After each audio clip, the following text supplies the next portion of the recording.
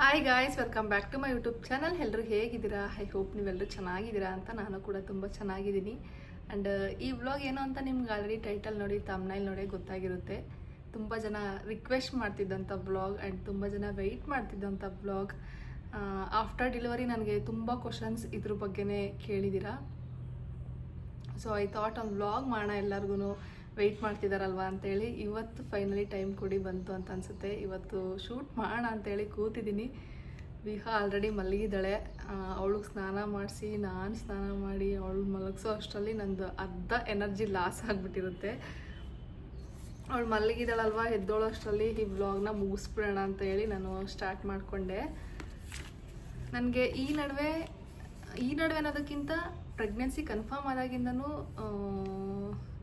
ಹೆಣ್ಮಕ್ಳು DMs ಮಾಡಿ ಕೇಳ್ತಿದ್ದೀರಾ ಪರ್ಸ್ನಲ್ಲಾಗೆ. Pregnancy tips ಏನಾದರೂ ಇದ್ದರೆ ಹೇಳಿ, ನಾವು ತುಂಬ ದಿನದಿಂದ ಟ್ರೈ ಮಾಡ್ತಿದ್ದೀವಿ, ಮದುವೆ ಆಗಿ ಇಷ್ಟು ವರ್ಷ ಆಗಿದೆ, ಇನ್ನೂ ಪಾಸಿಟಿವ್ ಬಂದಿಲ್ಲ. ಆ್ಯಂಡ್ ಕೆಲವೊಬ್ರದ್ದು ಪಾಸಿಟಿವ್ ಬಂದು ಮಿಸ್ಕ್ಯಾರೇಜ್ ಆಗಿರೋದು ಕೂಡ ಶೇರ್ ಮಾಡ್ಕೊಂಡಿದ್ದೀರಾ.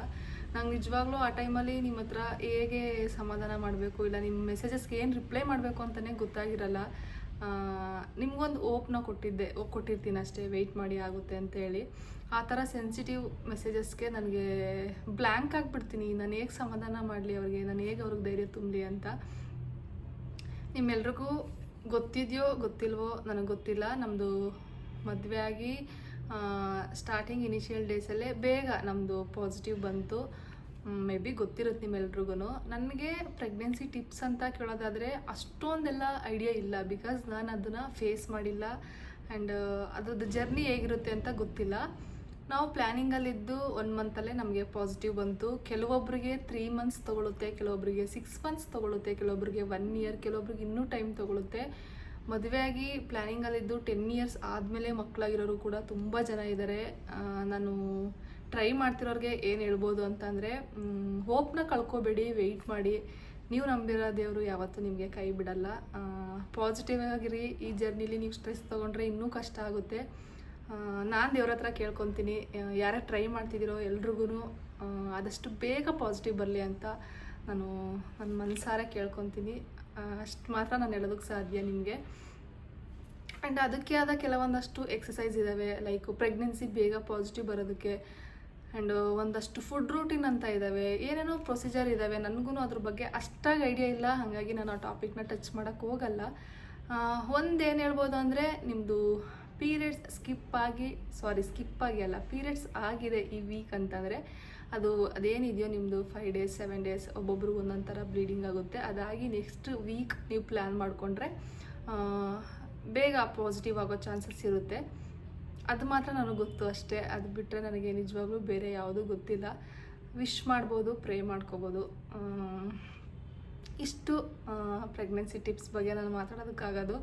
ಗೊತ್ತಿದ್ರೆ ನಾನು ಖಂಡಿತ ನಿಮ್ಮ ಜೊತೆ ಮಾತಾಡ್ಕೊತೀನಿ. ನಿಮ್ಗೆಲ್ರಿಗೂ ಗೊತ್ತು, ನಾನು ಎಲ್ಲ ನನ್ನ ಎಕ್ಸ್ಪೀರಿಯನ್ಸ್ನು ಜೆನ್ಯೂನಾಗೆ ಶೇರ್ ಮಾಡ್ಕೊಂಡು ಬಂದಿದ್ದೀನಿ. ಐ ಹೋಪ್ ಇದನ್ನು ನೀವು ಅರ್ಥ ಮಾಡ್ಕೊತೀರ ಅಂತ. ಎಲ್ಲ ಒಳ್ಳೆಯದಾಗಲಿ. ಓಕೆ, ಸ್ಟ್ರಾಂಗ್ ಆಗಿರಿ, ಪಾಸಿಟಿವ್ ಆಗಿರಿ, ಆರಾಮಾಗಿರಿ. ಬೇಗ ಪಾಸಿಟಿವ್ ಬಂದೇ ಬರುತ್ತೆ.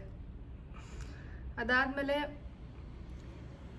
ಬ್ರೆಸ್ಟ್ ಫೀಡಿಂಗ್ ಜರ್ನಿ ತುಂಬ ಜನ ಕೇಳ್ತಾ ಇದ್ದೀರಾ. ಬ್ರೆಸ್ಟ್ ಫೀಡಿಂಗ್ ಜರ್ನಿ ನಿಮ್ದು ಹೇಗಿತ್ತು, ನೀವೇನೇನು ಫುಡ್ ತೊಗೊತೀರಾ, ನಿಮ್ಮ ಮಿಲ್ಕ್ ಸಪ್ಲೈ ಹೇಗಿದೆ, ನೀವು ಯಾವ ಮಿಲ್ಕ್ನ ಕೊಡ್ತಿದ್ದೀರಾ, ಐ ಮೀನ್ ಫಾರ್ಮುಲಾ ಮಿಲ್ಕ್ನ ಕೊಡ್ತಿದ್ದೀರಾ, ಫಾರ್ಮುಲಾ ಮಿಲ್ಕಲ್ಲಿ ಯಾವ ಬ್ರ್ಯಾಂಡ್ನ ಕೊಡ್ತಿದ್ದೀರಾ, ಇಲ್ಲ ಬ್ರೆಸ್ಟ್ ಮಿಲ್ಕ್ನ ಕೊಡ್ತಿದ್ದೀರಾ, ಇದ್ರ ಬಗ್ಗೆ ಅಂತೂ ನನಗೆ ಡೆಲಿವರಿ ಆದಾಗಲಿಂದ ಇವತ್ತಿನವರೆಗೂ DMs ದಿನಕ್ಕೆ ಒಂದಾದರೂ ಬರ್ತಿರುತ್ತೆ ಅಟ್ಲೀಸ್ಟು.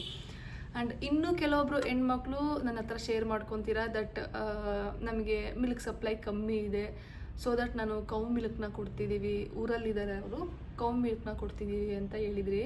ನಾನು ಆಲ್ರೆಡಿ ಒಂದು ವ್ಲಾಗಲ್ಲಿ ಹೇಳ್ಕೊಂಡಿದ್ದೀನಿ, ಬಟ್ ಈ ವ್ಲಾಗಲ್ಲೂ ಕೂಡ ಇನ್ನೂ ಒಂದು ಲೈನಲ್ಲಿ ಹೇಳ್ಬಿಡ್ತೀನಿ. ನಾನು ರಿಕ್ವೆಸ್ಟ್ ಮಾಡ್ಕೊತಿದ್ದೀನಿ, ಯಾರೂ ಆ ಥರ ಮಿಸ್ಟೇಕ್ಸ್ನ ಮಾಡೋಕ್ಕೆ ಹೋಗಬೇಡಿ. ಆಪ್ಷನ್ ಇದೆ, ಬ್ರೆಸ್ಟ್ ಫೀಡ್ ನೀವು ಮಾಡೋಕ್ಕಾಗ್ತಿಲ್ಲ ಅಂದರೆ ಇನ್ನೊಂದು ಆಪ್ಷನ್ ಫಾರ್ಮುಲಾ, ಅಷ್ಟೇ ಬಿಟ್ಟರೆ ಇನ್ಯಾವುದೂ ಆಪ್ಷನ್ಸ್ ಇಲ್ಲ. ನೀವು ಅದನ್ನು ಮಾತ್ರನೇ ಫಾಲೋ ಆಗಿ. ನೀವೇನು ಇಂಡಿವಿಜುವಲ್ ಡಿಸಿಷನ್ಸ್ ತೊಗೋಬೇಡಿ. ಡಾಕ್ಟ್ರನ್ನ ಒಪಿನಿಯನ್ನ ತೊಗೊಳ್ಳಿ, ಕನ್ಸಲ್ಟ್ ಮಾಡಿ, ನಿಮ್ದು ಏನೇ ಆದರೂ ಅವ್ರ ಹತ್ರ ಹೇಳ್ಕೊಳ್ಳಿ. ಅವ್ರು ಪಕ್ಕ ನಿಮ್ಗೆ ಏನಾದರೂ ಒಂದು ಸೊಲ್ಯೂಷನ್ ಕೊಡ್ತಾರೆ, ಸಜೆಷನ್ಸ್ನ ಕೊಡ್ತಿರ್ತಾರೆ. ಅದು ಬಿಟ್ಟು ನೀವೇ ಅವ್ರಿವ್ರ ಮಾತನ್ನ ಕೇಳಿಕೊಂಡು ಪುಟಾಣಿ ಪಾಪು, ಅದು ಏನೂ ಗೊತ್ತಾಗಲ್ಲ. ನೀವೇನು ಕುಡಿಸ್ತಿರೋ ಅದು ಕುಡಿಯುತ್ತೆ. ಸೊ ಆದಷ್ಟು ಹುಷಾರಾಗಿರಿ. ಯಾವುದ್ಯಾವುದೋ ಕೊಡೋಕೆ ಹೋಗ್ಬೇಡಿ. ಫಾರ್ಮುಲಾ ಕೊಡಿ, ಬ್ರೆಸ್ಟ್ ಮಿಲ್ಕ್ ಬರ್ತಿಲ್ಲ ಅಂದರೆ. If in case breast milk ಬರ್ತಿದೆ ಬಟ್ ನಮ್ಗೆ ಅದು ಸಾಕಾಗ್ತಿಲ್ಲ ಅಂತಲೂ ಒಬ್ಬರು ಕೇಳಿದ್ದೀರ, ಒಬ್ಬರೇನು ತುಂಬ ಜನನೇ ಕೇಳಿದ್ದೀರ. ಅದಕ್ಕೆ ನಾನು ಏನು ಹೇಳ್ಬೋದು ಅಂತಂದರೆ, ನಿಮ್ಮದು ಸ್ವಲ್ಪ ನೀವೇ ಶೆಡ್ಯೂಲ್ ಮಾಡ್ಕೊಳ್ಳಿ. 1 ಟೈಮ್ ಬ್ರೆಸ್ಟ್ ಮಿಲ್ಕ್, ಇನ್ನೊಂದು ಟೈಮ್ ಫಾರ್ಮುಲಾ, ಮತ್ತು ಬ್ರೆಸ್ಟ್ ಮಿಲ್ಕ್ ಮತ್ತು ಫಾರ್ಮುಲಾ, ಈ ರೀತಿ ಶೆಡ್ಯೂಲ್ ಮಾಡಿಕೊಂಡು ಫಾಲೋ ಮಾಡಿ.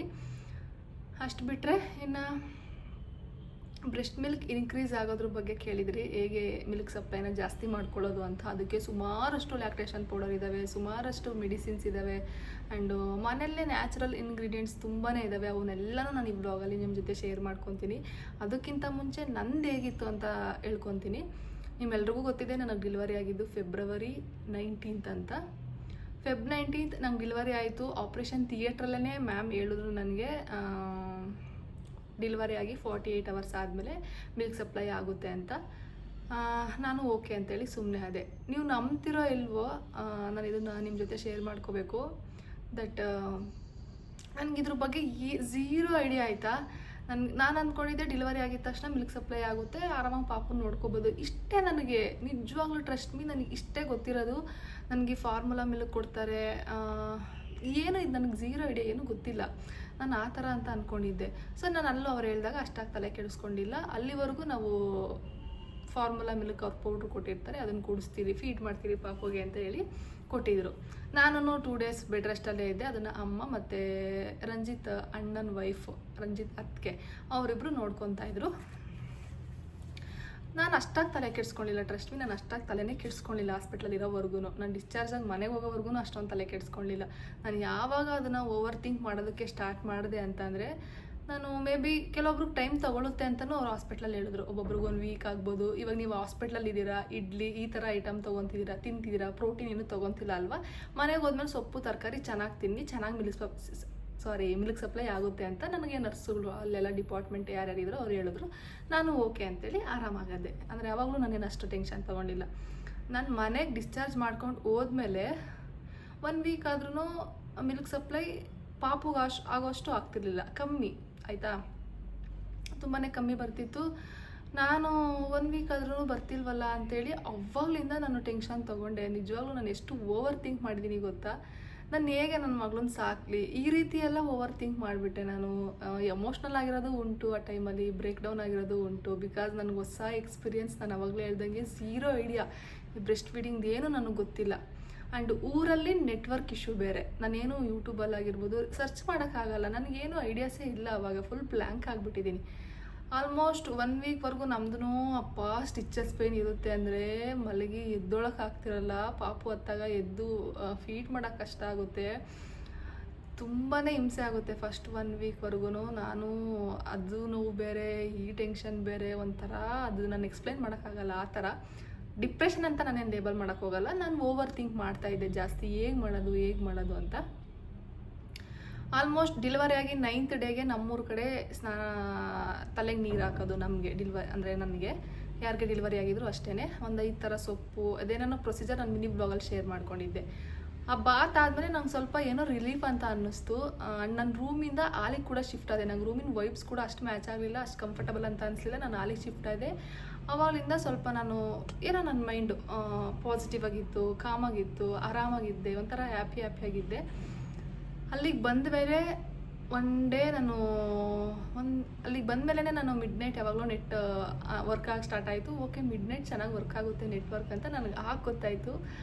ಆವಾಗಲಿಂದ ನಾನು ಎಷ್ಟು ರಿಸರ್ಚ್ ಮಾಡಿದ್ದೀನಿ ಅಂದರೆ ಮಿಲ್ಕ್ ಸಪ್ಲೈ ಮಾಡ್ಕೊಳ್ಳೋದು ಹೇಗೆ, ಮಿಲ್ಕ್ ಸಪ್ಲೈ ಇನ್ಕ್ರೀಸ್ ಮಾಡ್ಕೊಳ್ಳೋದು ಹೇಗೆ ಅಂತ ಸುಮಾರಷ್ಟು ರಿಸರ್ಚ್ ಮಾಡಿದ್ದೀನಿ, ಸುಮಾರಷ್ಟು ವ್ಲಾಗ್ಸ್ನ ನೋಡಿದ್ದೀನಿ.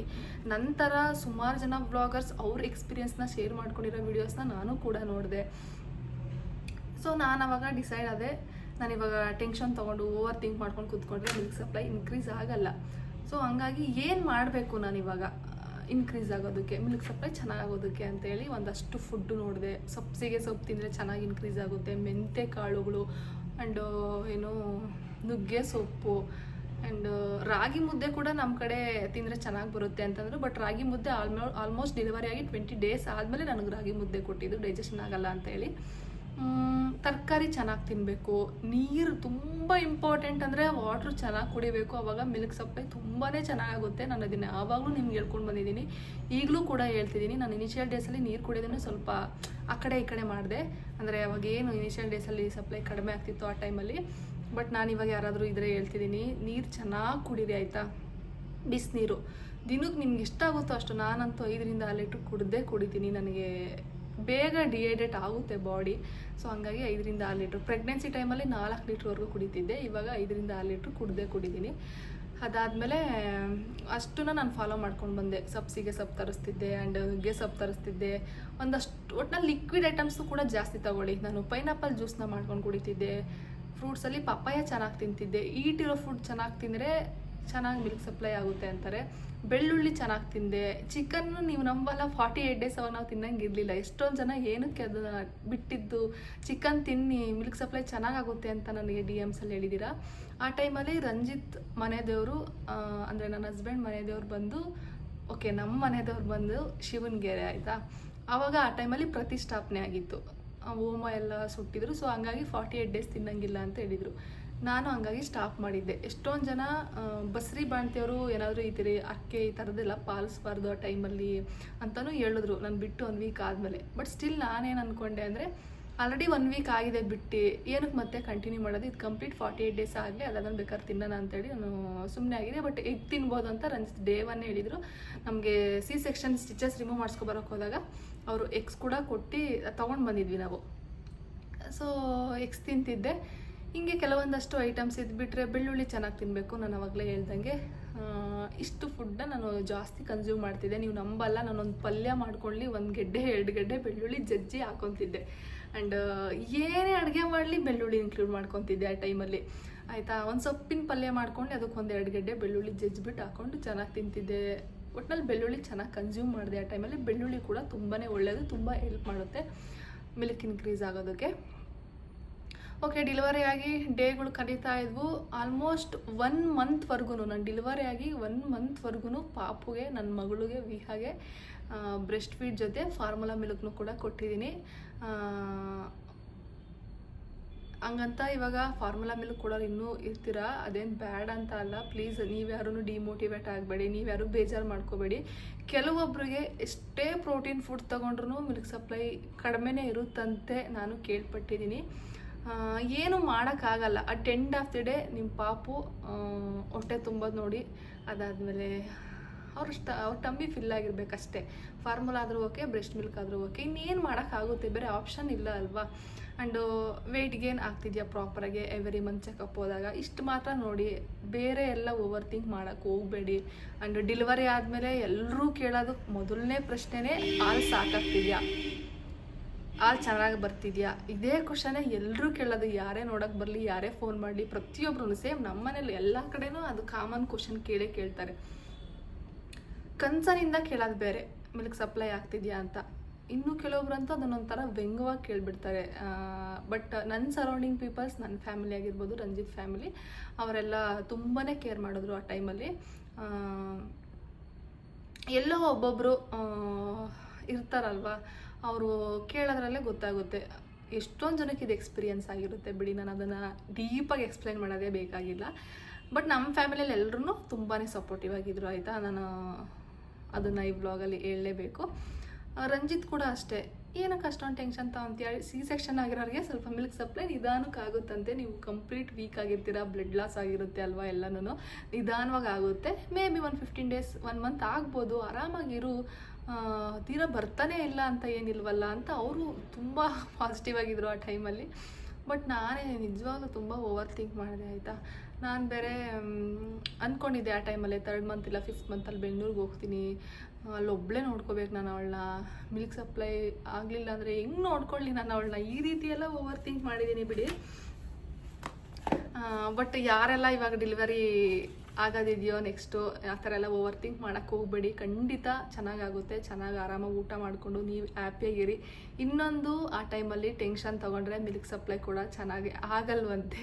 ಅದು ಕೂಡ ನನಗೆ ನಿಜವಾಗ್ಲೂ ಎಕ್ಸ್ಪೀರಿಯನ್ಸ್ ಆಗಿದೆ. ನಾನು ಯಾವಾಗ ಟೆನ್ಷನ್ ತೊಗೊಳೋದು ಬಿಟ್ಟು ಕಾಮಾಗಿದ್ನೋ, ಲೈಕ್ ಒಂದು 10 ಡೇಸ್ ಆದಮೇಲೆ, ಡೆಲಿವರಿ ಆಗಿ ಒಂದು 10 ಡೇಸ್ ಆದಮೇಲೆ ಜಸ್ಟ್ ಫುಡ್ ಕಡೆ ಫೋಕಸ್ ಮಾಡ್ತಿದ್ದೆ. ನಾನು ಏನು ತೊಗೋಬೇಕು, ಏನು ಕುಡಿಬೇಕು, ಲಿಕ್ವಿಡ್ ಐಟಮ್ಸ್ ಜಾಸ್ತಿ ತೊಗೋಬೇಕು ಅಂತ ನಂಗೆ ಡೆಲಿವರಿ ಆದಾಗಲೇ ಮ್ಯಾಮ್ ಹೇಳ್ಬಿಟ್ಟಿದ್ರು. ಸೊ ಅದ್ರ ಕಡೆ ಫೋಕಸ್ ಮಾಡಿದೆ. ಆ day by day gradually increase ಆಯಿತು. ಆ ಟೈಮಲ್ಲಿ ನಾನು ಬ್ರೆಸ್ಟ್ ಮಿಲ್ಕ್ ಕೂಡ ತರಿಸ್ಕೊಂಡೆ. ಬ್ರೆಸ್ಟ್ ಮಿಲ್ಕ್ ಅಂತೀನಿ, ಬ್ರೆಸ್ಟ್ ಪಂಪ್ನ ತರಿಸ್ಕೊಂಡೆ, ಎಲೆಕ್ಟ್ರಿಕ್ ಪಂಪ್ನ. ಮ್ಯಾನ್ಯಲ್ನ ಕೂಡ ತರಿಸ್ಕೊಂಡಿದ್ದೆ, ಬಟ್ ಅದು ನನಗೆ ಯಾಕೋ ಅಷ್ಟು ಇಷ್ಟ ಆಗಲಿಲ್ಲ, ಪೇನ್ಫುಲ್ ಅಂತ ಅನ್ನಿಸ್ತು. ಹಾಗಾಗಿ ನನಗೆ ಕಂಫರ್ಟಬಲ್ ಇದ್ದೆ. ಮತ್ತು ಎಲೆಕ್ಟ್ರಿಕ್ದು ಆರ್ಡ್ರ್ ಮಾಡ್ಕೊಂಡು ಅಲ್ಲೇ ಊರಲ್ಲಿ ಇದ್ದೆ ಅಲ್ವಾ, ಅಲ್ಲಿ ತರಿಸ್ಕೊಂಡೆ. ನನಗೆ ಗೊತ್ತಾಗಬೇಕಲ್ವ ಎಷ್ಟು ಆಗ್ತಿದೆ ಇನ್ಕ್ರೀಸ್ ಡೇ ಬೈ ಡೇ ಅಂತ. ಅದನ್ನು ಕೂಡ ನಾನು ಟ್ರೈ ಮಾಡಿದ್ದೀನಿ. ನಾನು ಇಂಥದ್ದು ಟ್ರೈ ಮಾಡಿಲ್ಲ ಅನ್ನಂಗೆ ಇಲ್ಲ. ಈ ಎಲ್ಲ ವೇಸ್ನೂ ಕೂಡ ನಾನು ಟ್ರೈ ಮಾಡಿದ್ದೀನಿ. ಬಟ್ ಕೊನೆಗೂ ನಾನು ತುಂಬ ಹಠದಿಂದ ಇದ್ದೆ. ಲೈಕ್ ನಾನು ಈ ಫಾರ್ಮುಲಾ ಏನು ಕೊಡ್ತಿದ್ದೀನೋ ಮಿಡಲಲ್ಲಿ, like breast milk plus formula ಕೊಡ್ತಿದ್ದೀನಲ್ವ, ಈ ಫಾರ್ಮುಲಾ ಕಂಪ್ಲೀಟಾಗಿ ಸ್ಟಾಪ್ ಮಾಡಬೇಕು, ಇದೇ ನನ್ನ ಗೋಲು ಅಂತ ಅಂದ್ಕೊಬಿಟ್ಟಿದೆ ಆಯಿತಾ. ಇನ್ನೊಂದು ವಿತಿನ್ ಒಟ್ನಲ್ಲಿ ನನಗೆ ಗೊತ್ತಿಲ್ಲ, ಒನ್ ಆ್ಯಂಡ್ ಹಾಫ್ ಮಂತ್ ಅಷ್ಟರಲ್ಲಿ, ಅಂದರೆ ನನಗೆ ಡೆಲಿವರಿ ಆಗಿ 1.5 ಮಂತಲ್ಲಿ ನಾನು ಕಂಪ್ಲೀಟ್ ಫಾರ್ಮುಲಾ ಸ್ಟಾಪ್ ಮಾಡಬೇಕು. ಬರೀ ನನ್ನ ಮಿಲ್ಕ್ ಮಾತ್ರ ಕೊಡಬೇಕು. ನಾನು ಅದ್ರ ಕಡೆ ಫೋಕಸ್ ಮಾಡಬೇಕು, ಏನೇನು ಮಾಡಬೇಕು ಎಲ್ಲ ಮಾಡಬೇಕು ಅಷ್ಟೇ ಅಂತ ಹೇಳ್ಬಿಟ್ಟು ಎವ್ರಿ ಟೈಮ್ ರಂಜಿತ್ ವೀಕೆಂಡಲ್ಲಿ ಬರಬೇಕಾದ್ರೆ ನನ್ನ ಲೀಸ್ಟೇ ಕಳಿಸ್ತಿದ್ದೆ. ನನಗೆ ಇದನ್ನು ತೊಗೊಬನ್ನಿ ಪ್ರತಿಯೊಂದು ಕಳಿಸ್ತಿದ್ದೆ. ಪಾಪ ಅವರೆಲ್ಲನೂ ತೊಗೊಂಡು ಬರ್ತಿದ್ರು. ಫ್ರೂಟ್ಸ್ ನನ್ನ ಪೈನಾಪಲ್ಲು, ಒಂದು ಪಪ್ಪಾಯ ಎರಡೇ ತಿಂದಿದ್ದು. ನನಗೆ ಅದು ತುಂಬ ಹೆಲ್ಪ್ ಮಾಡ್ತಾ ಆಯಿತಾ ಮಿಲ್ಕ್ ಇನ್ಕ್ರೀಸ್ ಆಗೋದಕ್ಕೆ. ಅದಾದಮೇಲೆ ಮುದ್ದೆ ತಿನ್ನೋಕ್ಕೆ ಸ್ಟಾರ್ಟ್ ಮಾಡಿದೆ ಅಲ್ವಾ 20 ಡೇಸ್ ಆದಮೇಲೆ. ಅವಾಗೂ ಕೂಡ ಮುದ್ದೆ ಕೂಡ ತುಂಬ ಹೆಲ್ಪ್ ಮಾಡ್ತು. ನಮ್ಮ ಕಡೆ ಮುದ್ದೆ ತಿಂದರೆ ರಾಗಿ ಮಾಲ್ಟ್ ಯೂಶ್ವಲಿ ಡೆಲಿವರಿ ಆದಮೇಲೆ ತಿನ್ನಿ, ಏನೂ ಆಗಲ್ಲ, ಅದು ಲಿಕ್ವಿಡ್ ಅಲ್ವಾ, ತೆಳ್ಳಗೆ ಮಾಡ್ಕೊಂಡು ಕುಡೀರಿ, ಏನೂ ಆಗಲ್ಲ. ನನಗೆ ಅವಾಗ ಗೊತ್ತಾಗಿರಲಿಲ್ಲ, ನಾನು ಮಾಡಲಿಲ್ಲ. 20 ಡೇಸ್ ಆದಮೇಲೆ ಮುದ್ದೆ ಕೊಡೋಕ್ಕೆ ಸ್ಟಾರ್ಟ್ ಮಾಡೋದ್ರಲ್ಲ, ತಿಂದಮೇಲೆ ಗೊತ್ತಾಯಿತು, ಓಕೆ ಮುದ್ದೆ ನಾನು ದೇವನಿಂದನೇ ಇನ್ಕ್ಲೂಡ್ ಮಾಡ್ಕೋಬೇಕಿತ್ತು ಅಂತ. ತಿನ್ನಿರ್ಲಿಕ್ಕೆ ತೆಳ್ಳಗೆ ಮಾಡಿಸ್ಕೊಂಡು ಹೆಂಗೋ 1 ಮಂತ್ ಆಗೋ ಅಷ್ಟರಲ್ಲಿ ನಂದು ಚೆನ್ನಾಗಿ ಮಿಲ್ಕ್ ಸಪ್ಲೈ ಆಯಿತು. ಆ್ಯಂಡ್ ಫಾರ್ಮುಲಾ ಮಿಲ್ಕ್ ಕೂಡ ಸ್ಟಾಪ್ ಮಾಡಿದ್ವಿ. ಬರೀ ನಂದು ಮಾತ್ರನೇ ಕೊಟ್ಕೊಂಡು ಬಂದ್ವಿ. ಈಗ ಅನ್ನೋದಕ್ಕಿಂತ ಊರಲ್ಲಿರುವಾಗಲೇ ತುಂಬ ಅವಳಿಗೆ ಆಗದೆ ಏನಂತಾರೆ, ನನಗೆ ಅದು ಹೇಳಕ್ಕೆ ಬರ್ತಿಲ್ಲ, ಇನ್ನೂ ಎಕ್ಸ್ಟ್ರಾ ಬರ್ತಿತ್ತು. ನಾನು ಪಂಪ್ ಬೇರೆ ಯೂಸ್ ಮಾಡ್ತಿದ್ದಲ್ಲ, ಇನ್ನೂ ಎಕ್ಸ್ಟ್ರಾ ಆಗ್ತಿತ್ತು. ಎಷ್ಟೊಂದು ನಮ್ಮ ಮನೇಲಿ ಫ್ರಿಜ್ ಬೇರೆ ಇಲ್ಲ ನಾವು ಸ್ಟೋರೇಜ್ ಮಾಡೋದಕ್ಕೆ, ಎಲ್ಲನೂ ಚೆಲ್ತಿದ್ದೆ. ಎಷ್ಟೊಂದು ವೇಸ್ಟ್ ಮಾಡಿದ್ದೀನಿ, ಈಗಲೂ ಕೂಡ ವೇಸ್ಟ್ ಮಾಡ್ತಾಯಿದ್ದೀನಿ. ಡೊನೇಟ್ ಮಾಡಬೇಕು ಅಂತಾನು ಕೂಡ ಅಂದ್ಕೊತಿದ್ದೀನಿ. ನಾನು ಊರಲ್ಲಿ ಇರುವಾಗಲೇ ಅಂದ್ಕೊಂಡೆ ಡೊನೇಟ್ ಮಾಡಬೇಕು. ಬೆಂಗಳೂರಿಗೆ ಹೋಗಿದ ತಕ್ಷಣ ಅಲ್ಲಿ ಹೆಂಗೋ ರೆಫ್ರಿಜರೇಟರ್ ಇರುತ್ತೆ, ನಾವು ಸ್ಟೋರ್ ಮಾಡೋದಕ್ಕೆ ಒಂದಷ್ಟು ಪ್ಯಾಕೆಟ್ಸ್ ಥರ ಸಿಗುತ್ತೆ, ತರಿಸಿ ಮಾಡ್ಬೋದು ಅಂತ. ಬಟ್ ಇಲ್ಲಿಗೆ ಬಂದಮೇಲೆ ನಂಗೆ ಸರೌಂಡಿಂಗಲ್ಲಿ ಯಾವುದೂ ಏನಂತಾರೆ ಮಿಲ್ಕ್ ಬ್ಯಾಂಕ್ ಗೊತ್ತಾಗ್ತಿಲ್ಲ. ನಾನು ಈ ಬ್ಲಾಗಲ್ಲಿ ನಿಮ್ಮ ಹತ್ರ ಏನಾದರೂ ಇನ್ಫಾರ್ಮೇಷನ್ ಕೇಳ್ತಿದ್ದೀನಿ ಅಂದರೆ, ನೀವು ಯಾರಾದರೂ ಡೊನೇಟ್ ಮಾಡಿದರೆ, ಇಲ್ಲ ನಿಮ್ಮ ಫ್ರೆಂಡ್ಸ್ ಯಾರಾದರೂ ಡೊನೇಟ್ ಮಾಡಿದರೆ, ಇಲ್ಲ ನಿಮ್ಮ ರಿಲೇಟಿವ್ಸ್ ಯಾರನ್ನ ಡೊನೇಟ್ ಮಾಡಿದರೆ, ಪ್ಲೀಸ್ ನನಗೆ ಇನ್ಫಾರ್ಮೇಷನ್ ಕೊಡಿ. ಇಲ್ಲ ಇನ್ಸ್ಟಾಗ್ರಾಮಲ್ಲಿ ಬಂದು DM ಮಾಡಿ, ಇಲ್ಲ ಇದೇ ಬ್ಲಾಗಲ್ಲೇ ಕಮೆಂಟ್ ಮಾಡಿ, ಬೇರೆಯವ್ರಿಗೂ ಹೆಲ್ಪ್ ಆಗುತ್ತೆ. ಇಲ್ಲಿ ನಿಮ್ಗೆ ಮುಜುಗರ ಅಂತ ಅನ್ಸಿದ್ರೆ ಇನ್ಸ್ಟಾಗ್ರಾಮಲ್ಲಿ ನನ್ನ ಐಡಿಗೆ ನಿಮ್ಗೆ ಗೊತ್ತಿದೆ, soumyagowda_22 ಅಲ್ಲಿಗೆ ಬಂದು DM ಮಾಡಿ. ನಾನು ಬಯೋಲೆಲ್ಲ ಲಿಂಕ್ ಹಾಕಿದ್ದೀನಿ, ಯೂಟ್ಯೂಬ್ ಬಯೋಲಿ ಚೆಕ್ ಮಾಡಿ ಬಂದು DM ಮಾಡಿ. ನನಗೆ ವೇಸ್ಟ್ ಮಾಡಿ ನಂತರ ಎಷ್ಟೊಂದು ಜನ ಚೆಲ್ತಿದ್ದಾರೆ ಆಯಿತಾ. ಎಷ್ಟೊಂದು ಜನ ಡೊನೇಟ್ ಮಾಡೋ ಮಿಲ್ಕ್ದು ರೀಲ್ ನೋಡಿದಾಗ ನಾನು ಈ ಥರ ಪಂಪ್ ಮಾಡಿ ಎಷ್ಟೊಂದು ವೇಸ್ಟ್ ಮಾಡ್ತಿದ್ದೀನಿ, ಇದು ಹೇಗೆ ಮಾಡೋದು, ಡೊನೇಟ್ ಮಾಡೋದು ಹೇಗೆ, ಪ್ರೊಸೀಜರ್ ಹೇಳಿ ಅಂತ ಕಮೆಂಟ್ ಮಾಡಿರೋದು ನಾನು ನೋಡಿದ್ದೀನಿ. ಸೊ ಹಂಗಾಗಿ ನನಗೆ ಹೆಲ್ಪ್ ಮಾಡಿ. ಇಲ್ಲೇ ನನ್ನ ಸರೌಂಡಿಂಗ್ ಇಲ್ಲ ಬೆಂಗಳೂರಲ್ಲಿ ಎಲ್ಲಿದೆ ಅದು ಫೆಸಿಲಿಟಿ ನನಗೆ ಹೇಳಿ, ಅದೇನು ಪ್ರೊಸೀಜರ್ ಅಂತ ಹೇಳಿ. ಮುಂಚೆ ಏನೋ ಲೈಕ್ ಸ್ಕ್ಯಾನ್ ಎಲ್ಲ ಮಾಡಿಸ್ಬೇಕು, ಬ್ಲಡ್ ಚೆಕಪ್ ಅದೆಲ್ಲ ಬೇಕಾದ್ರೆ ನಾನು ಹೋಗಿ ಮಾಡಿಸ್ತೀನಿ, ಪ್ಲೀಸ್ ನನಗೆ ಹೇಳಿ ಆಯಿತಾ. ಸೊ ನಾನು ಅಂದ್ಕೊಂಡಿರಲಿಲ್ಲ ಲೈಕ್ ಡೊನೇಟ್ ಮಾಡೋಷ್ಟು ನಾನು ಮಿಲ್ಕ್ ಇನ್ಕ್ರೀಸ್ ಆಗುತ್ತೆ ಅಂತ ನನಗೆ ಗೊತ್ತಿರಲಿಲ್ಲ. ನನ್ನ ಮೈಂಡಲ್ಲಿ ಒಂದೇ ಇದ್ದಿದ್ದು, ನನ್ನ ಮಗಳಿಗೆ ಆಗೋಷ್ಟು ನನಗೆ ಹಾಲು ಬರಬೇಕಷ್ಟೇ. ಅದು ಹೆಂಗೆ ಅಂತ ಗೊತ್ತಿಲ್ಲ. 1 ಮಂತಲ್ಲಿ ಈ ಮಂತಲ್ಲಿ ಆಗ್ಬಿಡ್ಬೇಕಷ್ಟೇ ಅಂತ ಅಂದ್ಬಿಟ್ಟು ತುಂಬ ಮೈಂಡ್ ತಲೆಗೆ ಹಾಕ್ಕೊಂಡು ತುಂಬ ಫೋಕಸ್ ಮಾಡಿ ಹೆಂಗೋ ನಾನು ಫೈನಲಿ ಅದನ್ನೊಂಥರ ಅಚೀವ್ ಮಾಡ್ದಂಗೆ ಫೀಲ್ ಆಯಿತು. ನಿಜವಾಗ್ಲೂ ಅದು ಅವಳಿಗೆ ಮಿಲ್ಕ್ ಸಪ್ಲೈ ಚೆನ್ನಾಗಿ ಆದಾಗ ಒಂದು ಟೈಮಲ್ಲಿ ನಾನು ಯಾವ ಥರ ಫೀಲ್ ಆಗಿದೆ ಗೊತ್ತಾ, ಲೈಕ್ ಡೆಲಿವರಿ ಆಗಿ ಸ್ಟಾರ್ಟಿಂಗಲ್ಲಿ ಇನಿಷಿಯಲ್ ಡೇಸಲ್ಲೇ ಅವಳು ಇದ್ರೇ ನನಗೆ ಬೇಜಾರಾಗ್ಬಿಡೋದು. ನೈಟ್ ಟೈಮು ಆಗಲಿ ಡೇ ಟೈಮ್ ಆಗಲಿ ಅವಳು ಮಲಗಿರೋಳು ಇದ್ರೇ ಫಾರ್ಮುಲಾ ಕೊಡಿಸ್ಬೇಕಾದ್ದು ಅದೆಷ್ಟು ಹಿಂಸೆ ಗೊತ್ತಾ. ಫಾರ್ಮುಲಾ ಮೇಲೆ ಕೊಡಿಸೋದು, ಬಿಸಿನೀರು ಕಾಸ್ಕೋಬೇಕು, ಪೌಡ್ರ್ ಮಿಕ್ಸ್ ಮಾಡಬೇಕು. ನನ್ನ ಮಗಳಂತೂ ಎದ್ದಿದ ತಕ್ಷಣ ಅಳ್ತಾಳೆ, ಅವಳಿಗೆ ಫೀಡ್ ಮಾಡಲೇಬೇಕು. ಅವಳು ಹಸ್ವಿಗೆ ತಡೆಯೋದೇ ಇಲ್ಲ. ನನ್ನ ಮಗಳದ್ದು ಮೈನಸ್ ಅದೊಂದು ಅದೊಂದೇ, ಅವಳಿನ್ನು ಯಾವುದಕ್ಕೂ ಅಳಲ್ಲ. ನಿದ್ದೆ ಬಂದಾಗ ಅಳ್ತಾಳೆ, ಅದು ಬಿಟ್ಟರೆ ಹೊಟ್ಟೆ ಹಶ್ವಾದಾಗ ಅಳ್ತಾಳೆ. ಥರ ಹಿಂಸೆ ಆಗೋದು ಹೊಡಿದ್ರೆ ಅಯ್ಯೋ ಯಾಕೆ ಎದ್ಲು ಹಾಲು ಕುಡಿಸ್ಬೇಕು ಇವಾಗ ಥರ ಬೇಜಾರಾಗೋದು ನನಗೆ. ಯಾವುದ್ಯಾವುದೋ ಬಿಡಿ ಆ ಪೇಯ್ನ್ಗಳಲ್ಲಿ ಡೆಲಿವರಿ ಪೇಯ್ನು ಅದು ಇದು ಎಲ್ಲ ಮಿಕ್ಸಪ್ ಆಗಿ ಹೆಂಗೆಂಗೋ ಆಗಿರ್ತೈತೆ.